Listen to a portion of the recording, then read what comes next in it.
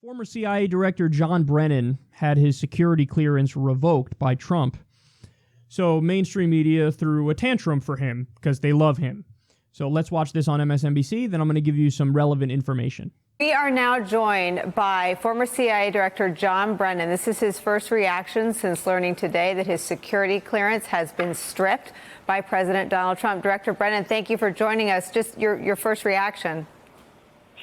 Well, Nicole, I just pushed out a tweet expressing my concern about what I think is a politically motivated action by Mr. Trump. And Let me read that, Director. Let me read it. Let me read it for all of our viewers and anyone in their car who can't see that we put it up on the screen. You just tweeted, "This action is part of a broader effort by Mr. Trump to suppress freedom of speech and punish critics. It should gravely worry all Americans, including intelligence professionals, about the cost of speaking out. My principles are worth far more than clearances. I will not relent." Yeah, and that basically is the essence of my reaction. I do believe that Mr. Trump decided to take this action, as he's done with others, to try to intimidate and suppress any criticism of him or his administration. And revoking my security clearances is his way of trying to get back at me. But I think I have tried to voice the concerns of millions of Americans about Mr. Trump's failures in terms of fulfilling the responsibilities of that sacred and solemn office of the presidency. And this is not going to deter me at all.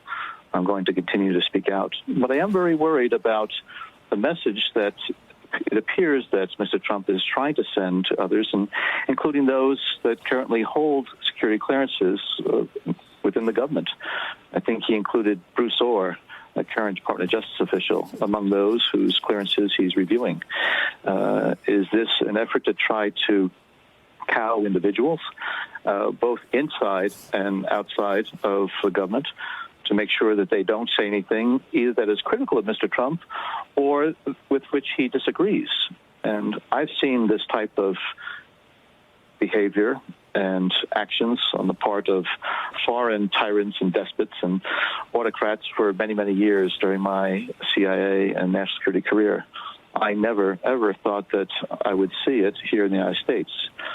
And so I do believe that all Americans really need to take stock of what is happening right now in our government and how abnormal and how irresponsible and how dangerous these actions are. So, again, if Mr. Trump believes that this is going to lead me to just to go away and be quiet, he is very badly mistaken. So he had his security clearance revoked. Now, he's saying it's because I was critical of Donald Trump. That's why I had my security clearance revoked. I think he's probably correct that that's why he had his security clearance revoked. I think Donald Trump can't handle any criticism from any people who are supposed to be his subordinates. I'm finding it hard to get outraged by this, though, and I'll explain why. John Brennan said there, Donald Trump, he's acting like a tyrant and a despot and like an autocrat. I never thought this would happen in the United States of America. Let me explain something to you about John Brennan. This asshole played a central role in the torture program. And now you want to come talking about rule of law and despots and autocrats and tyrants? He played a central role in the torture program. Perhaps more importantly, he was called the, and I quote, principal coordinator of the kill list. So remember that list that Obama had? Perhaps Bush had it too. I'm sure Trump has it, where you write down who deserves to be assassinated by a drone without any due process whatsoever. Well, John Brennan was the, quote, principal coordinator of the kill list. Unaccountable murdering, state-sanctioned murdering. And this guy led the charge on that. So now he wants to come talking about, I can't believe he's acting like a tyrant. Don't you believe in rule of law, good sir? Don't you believe in rule of law? Why did you take part in the torture program? Were you the principal coordinator of the kill list?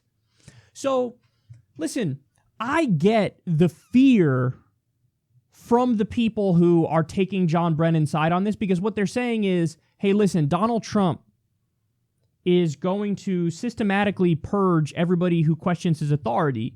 And if you do that, well, at the end of the day, you really don't have checks and balances in our government anymore. You have one dude calling all the shots, and that's a unitary executive. That's an authoritarian style government. And Donald Trump looks like he'll stop at nothing to be able to get to that point where he never can be undermined by anybody around him, and there are no checks and balances. And that's a real problem, because that is the impulse of a dictator. That's true. And I understand the concern over that.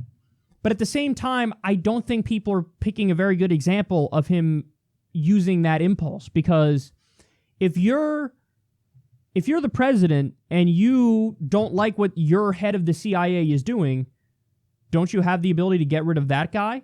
Now, listen, it's a different case if Trump decides like, oh, whatever, the judicial branch, and I don't like the way some court decisions are going, so now I will try to eliminate a court. Well, no, that is a separate branch of the government, and you don't have the authority to do that, and if you were to try that, that would be a brazen power grab, and it would be a total authoritarian move.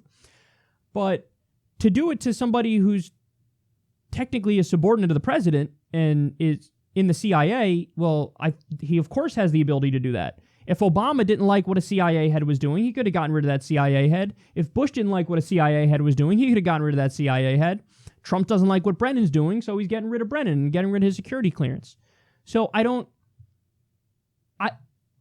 people are correct on the overall point that Trump is using his authority to crack down on people who, for political reasons, and he shouldn't be doing that.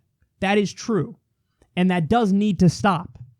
But they picked the worst possible example of it because, number one, technically John Brennan is under the authority of the president in a way that the judicial system is not, for example. And number two, the dude's a war criminal. And nobody should be cheering for him to stay in government because he should be fucking locked up in a prison cell.